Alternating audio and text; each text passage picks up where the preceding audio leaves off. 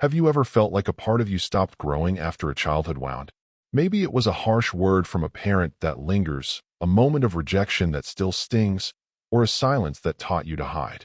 You carry it now, an emptiness that creeps in late at night, a self-sabotage that derails your dreams, or a fear of abandonment that keeps you from trusting. It's a haunting feeling, isn't it? Like a shadow trailing you, whispering that you're not enough. But here's the truth that might stir your heart. That voice inside isn't weakness. It's your inner child, a part of you that's been waiting, quietly, to be seen. I remember a friend who struggled with this, a successful artist, yet paralyzed by doubt. She'd trace it back to a childhood where her drawings were dismissed, leaving a wound that fueled her fear of failure. That's not just her story. It's yours too if you felt that ache. Carl Jung, the wise explorer of the mind, believed healing begins here, not with logic alone, but by seeing what was once repressed, buried deep in your unconscious.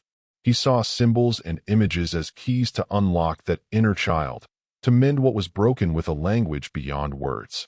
This video is your journey to meet that child, to heal through the hidden imagery of your soul.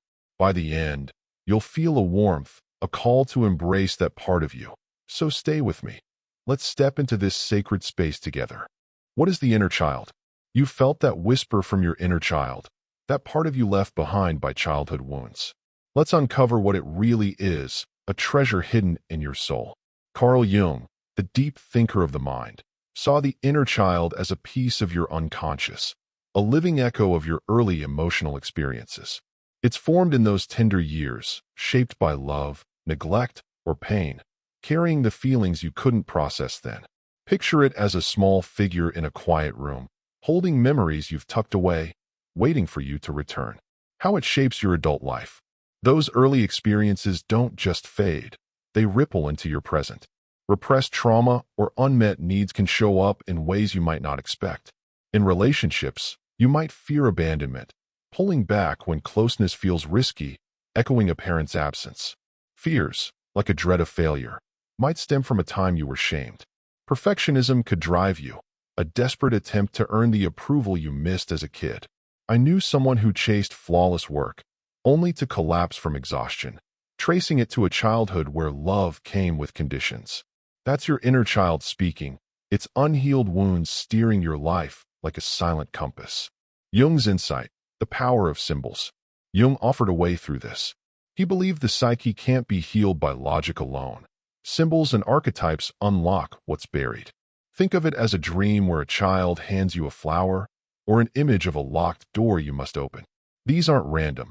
They're messages from your unconscious, bridges to your inner child. Archetypes, like the wise old man or the mother, guide you beyond rationality, into a space where feelings heal. This is your path to listen, to see, and we'll explore how next. How the inner child affects you. You've met your inner child, that tender part of you shaped by early wounds, and felt how it echoes into your life. But how does it really affect you day to day? Let's step into two stories that might mirror your own. Stories of struggle and silent strength, where the inner child's voice shapes your relationships, fears, and choices. Carl Jung's wisdom will guide us, showing how these patterns tie to complexes and the child archetype. Feel this resonate as we uncover the roots together. Story 1. A woman afraid to set boundaries. Meet Sarah, 32, a kind-hearted teacher who can't say no. As a child, she faced rejection. Her parents often dismissed her needs, leaving her feeling unworthy. Now, she overextends herself, agreeing to extra work or neglecting her own rest, terrified of disappointing others. Psychologically, this is projection. She sees her parents' rejection in every no she might say, fearing it will push people away. It's also self-abandonment, a coping mechanism where she sacrifices herself to feel safe. Jung would call this a complex, a knot of emotions tied to her inner child, replaying that early wound. In myth, think of the orphan archetype, lost, seeking belonging, driving her to please at her own cost. Breaking it down, Sarah's fear isn't random. It's her inner child crying out, shaped by those dismissive moments. Projection makes her see rejection where it isn't, while self-abandonment keeps her stuck, avoiding the pain of setting boundaries. Jung saw complexes as unconscious forces, and the orphan archetype reflects her longing for acceptance. Picture her as a small girl, holding out a hand that was ignored. That image lingers, guiding her choices today. Story 2. A man who fears intimacy. Then there's David, 39, a successful engineer who avoids closeness. His childhood was marked by emotional neglect. His parents were distant, leaving him to fend for himself. Now he pulls back from relationships, fearing vulnerability will lead to hurt. This is emotional freeze, a coping mechanism where he shuts down to protect that wounded inner child. Jung would link this to a complex rooted in early isolation and the Peter Pan archetype, eternally young, afraid to grow, keeps him from deep connection. He might dream of a locked door, symbolizing his guarded heart. Breaking it down, David's fear stems from a child left alone, learning love hurts. Emotional freeze locks that pain away, but it also blocks joy. Jung's Peter Pan archetype shows his resistance to maturity, a complex preserving his inner child's safety. Imagine him as a boy staring at an empty room. That silence shapes his retreat from intimacy now. Jung's lens, complexes and the child archetype. Jung taught that complexes are emotional clusters from our past, like Sarah's rejection or David's neglect, influencing us unconsciously. The child archetype in myths, orphan seeking home, Peter Pan avoiding growth, mirrors these wounds, offering a path to healing. These stories aren't just theirs. They're yours if you felt that pull to please or that wall against love. Stay with me to learn how to heal these echoes. You felt how your inner child shapes your fears and choices through Sarah's boundaries and David's retreat.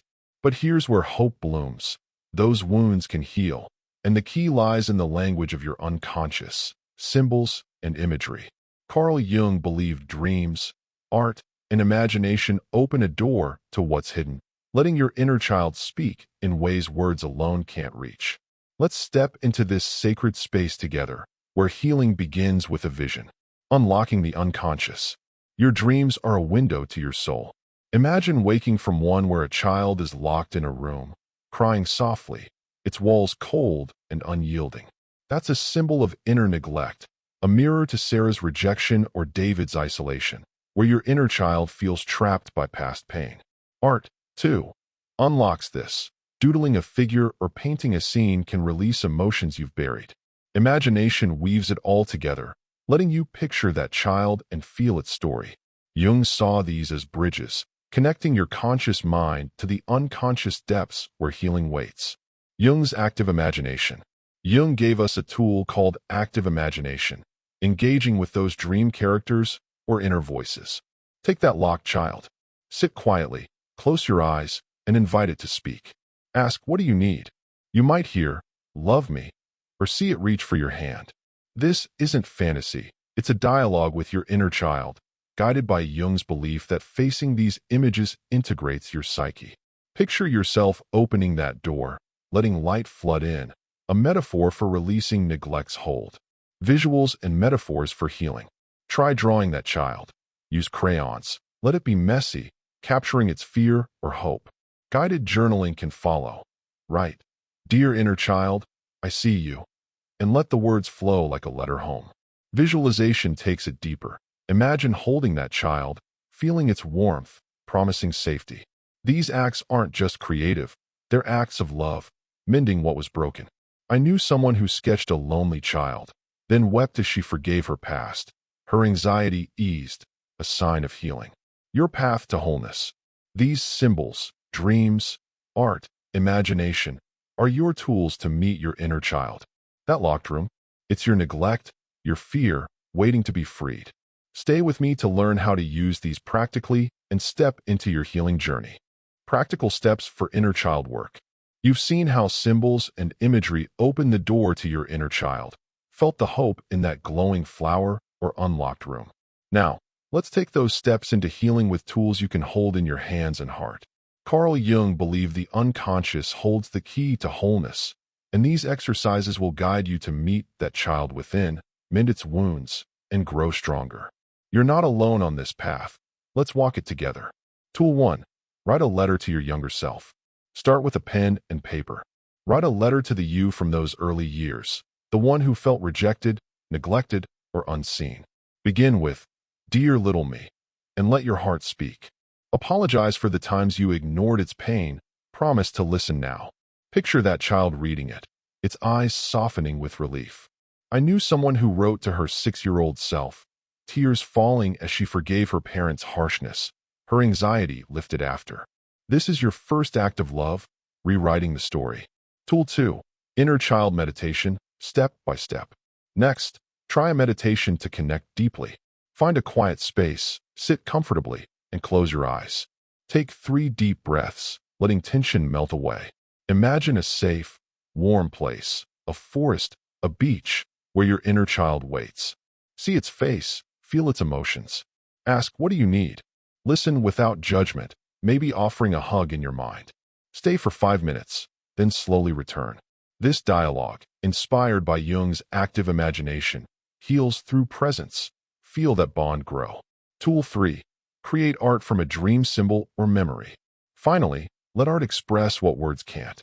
Recall a dream, like that locked child, or a memory, like Sarah's rejection. Draw it with crayons or paint, letting colors flow freely. Don't aim for perfection. Let the child guide your hand.